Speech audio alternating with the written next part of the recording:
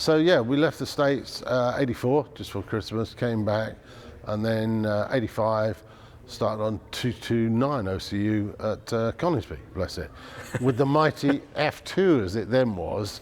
I was trying to remember how many, I think there were 12 F2s it worked out to be in the end. But basically come back, we'd heard all about this blue circle, Yes. radar and all the stuff like that.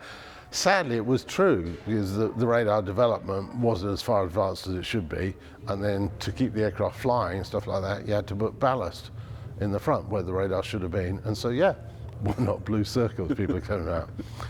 Was it a shock having come from the F-14, which I love? Yeah, beyond, absolutely beyond. You can look at the history of the F2, F3. Bear in mind, the Phantom was coming to the end of its life. The Lightnings, yeah, they're getting a bit long in the tooth and stuff like that. So we, UK, needed a replacement aircraft.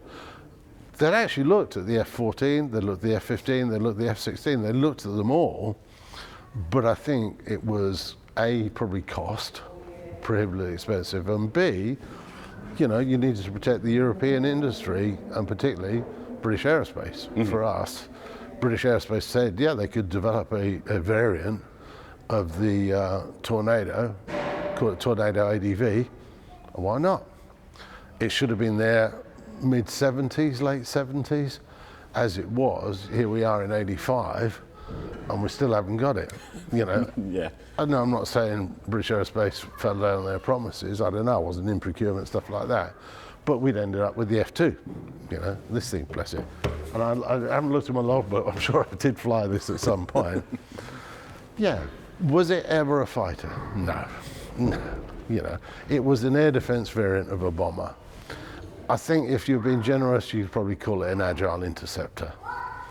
To say Stewie and I were shocked was probably beyond belief. As an example, we talked about line replaceable units on the Tomcat. I remember one of my early sorties in the Tornado F2. I said, where on start we'd had a problem, and it was the air data computer. So the air data computer was bad, and we saw when we looked at the bomber earlier on, it's got a central maintenance panel on the right hand side with all these little LEDs that comes up, tells you what's wrong. So I asked the comment, said the air data computer was wrong. So I said, okay, the truth, we'll set it in while you change it. He said, what, sir? I said, we'll set it in while you change it.